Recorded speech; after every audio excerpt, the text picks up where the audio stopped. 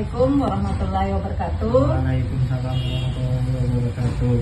Perkenalkan, nama saya Yunitaha. Adapun maksud tujuan saya di sini yaitu untuk mewawancarai Bapak untuk keperluan tugas kuliah saya, yaitu mata kuliah Arsip Sejarah Lisan.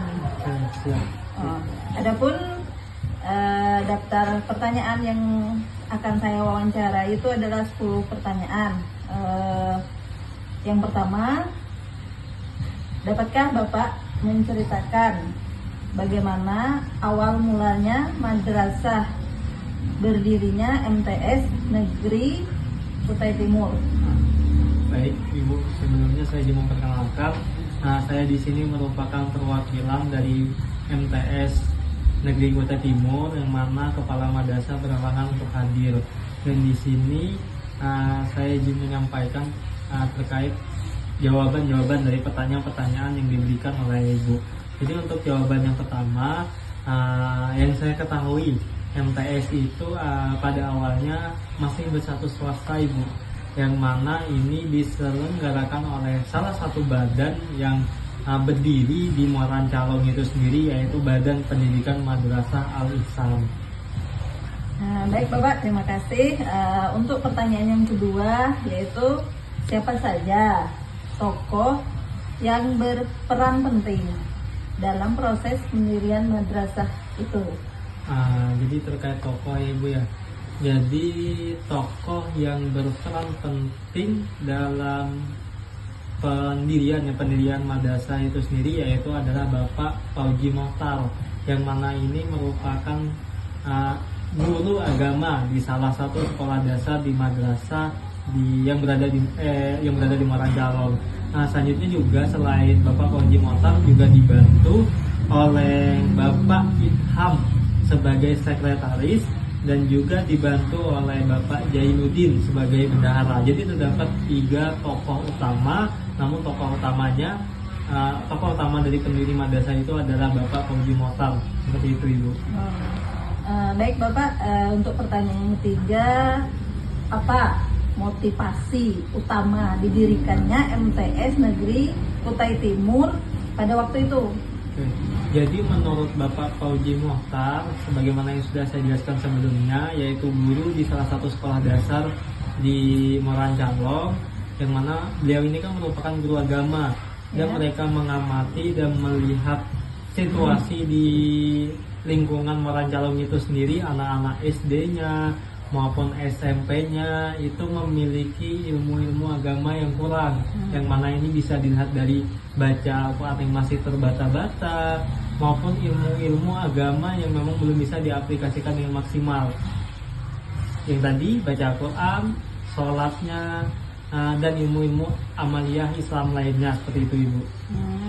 Baik Bapak, untuk pertanyaan selanjutnya itu pertanyaan keempat untuk kelanjutan dari wawancara kita, yaitu bagaimana kondisi sarana dan prasarana madrasah pada masa di awal berdirinya? Oh, ini pada masa awal berdirinya ya, Bu. Ya. Nah, jadi MTS itu di awal pendiriannya dan dalam proses pembelajaran anak-anaknya itu menggunakan bekas sekolah, Ibu. Bekas sekolah dasar dari Jamiatul Rasid yang sudah lama tidak beroperasi. Jadi madrasah ini hanya menggunakan gedung-gedung yang bisa dikatakan gedung bekas, gedung terbengkalai dalam proses pembelajarannya, seperti itu, Ibu. Terus apa saja tantangan yang dihadapi dalam proses pengembangan madrasah tersebut? Tentunya yang sudah saya jelaskan sebelumnya, yaitu tentang sarana dan prasarananya ya, Bu. Yaitu gedungnya tadi yang menggunakan gedung bekas, tentunya ini memberikan pembelajarannya itu tidak berjalan optimal. Selanjutnya juga permasalahan utama yang menghambat perkembangan madrasah itu adalah minimnya minat siswa terhadap madrasah. Sebagaimana yang kita ketahui ya, madrasah itu suatu sekolah yang memberikan ilmu pengetahuan dan juga ilmu agama. Jadi anak-anak di Muara Calong itu cenderung tidak ingin atau tidak mau belajar mengenai ilmu-ilmu agama seperti itu Ibu. Jadi ada dua permasalahan yang menghambat perkembangan. Yang pertama sarana dan prasarana, dan yang kedua minimnya minat siswa seperti itu Ibu. Baik Bapak, terus bagaimana perubahan yang terjadi dari masa awal berdiri hingga sekarang? Baik, saya izin menjelaskan secara singkat terkait dengan masa yang sekarang ya Ibu ya. Seperti tadi sarana dan prasarana yang belum memadai di sekarang atau pada masa sekarang ya, madrasah itu sudah memiliki sarana dan prasarana yang bisa dikatakan cukup memadai untuk menyelenggarakan proses pembelajarannya Ibu. Mulai dari tersedia ruang belajar, ada 9 ruang belajar, ada juga perpustakaan yang tentunya bisa memberikan ilmu lebih lagi kepada siswa, dan ada juga musola yang mana ini kan memang merupakan suatu bangunan yang harus dimiliki madrasah dalam mengembangkan minat agama siswa itu sendiri. Selanjutnya permasalahan yang tadi minimnya minat siswa itu di masa yang sekarang itu sudah mulai hilang. Kenapa bisa dikatakan hilang? Karena pada tahun ajaran baru ini siswa di madrasah itu lebih banyak dari SMP Ibu. Yang mana ini kan membuktikan bahwa memang minat siswa terhadap ilmu agama itu meningkat apabila dibandingkan dengan pada masa awal berdiri. Jadi mungkin itu Ibu. Baik Bapak, apa bentuk dukungan masyarakat dan pemerintah daerah terhadap keberadaan madrasah tersebut? Ada dua ya, masyarakat dan pemerintah daerah. Yang pertama saya izin menjelaskan terkait masyarakat. Dari yang saya ketahui, di awal pembelajaran tadi kan menggunakan gedung terbengkalai ya Ibu.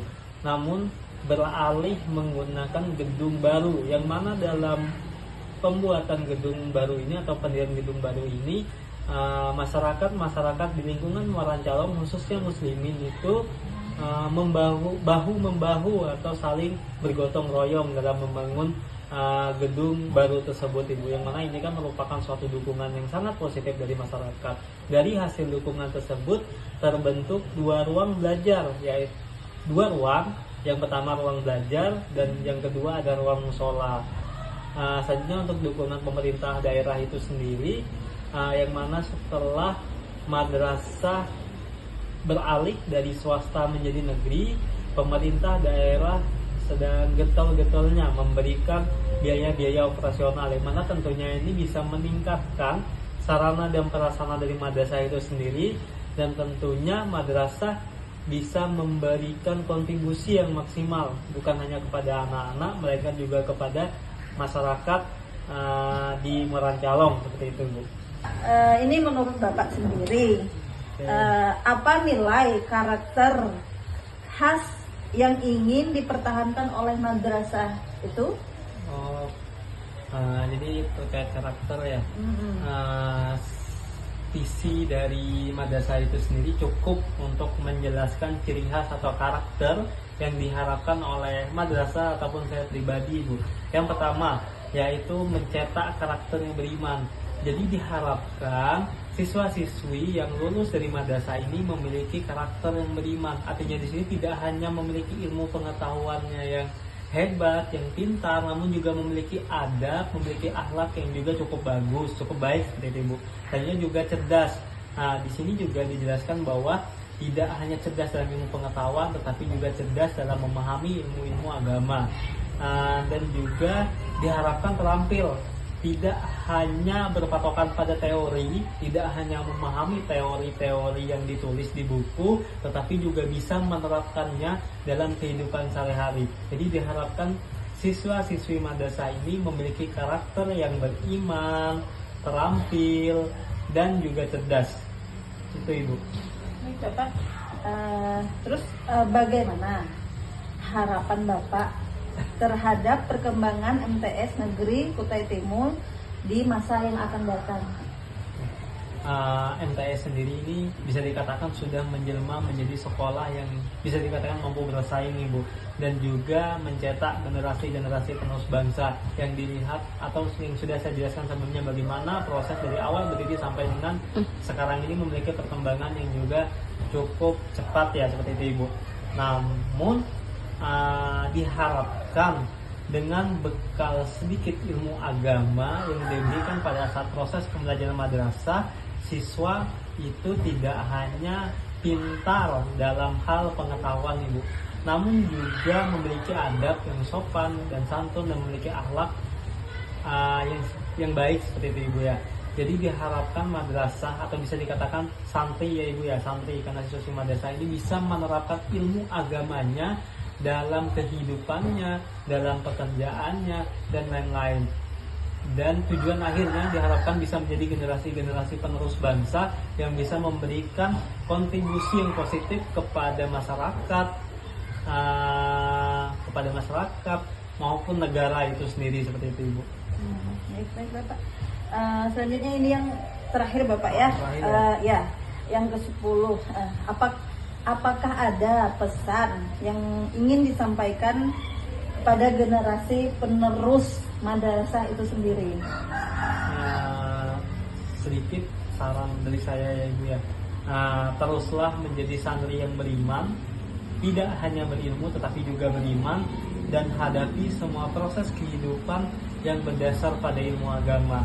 Dan jadilah generasi yang bisa memberikan kontribusi pada negara. Jadi diharapkan siswa dan siswi ini memiliki bekal agama yang dimilikinya pada saat proses pembelajaran, dan tentunya dengan bekal tersebut bisa menjadi satu panduannya dalam menghadapi kehidupan kedepannya, dan diharapkan bisa menjadi generasi yang bisa memberikan kontribusi kepada negara seperti itu Ibu. Baik Bapak, sudah selesai pertanyaan saya, yaitu ada 10 pertanyaan untuk wawancara mata kuliah sejarah lisan.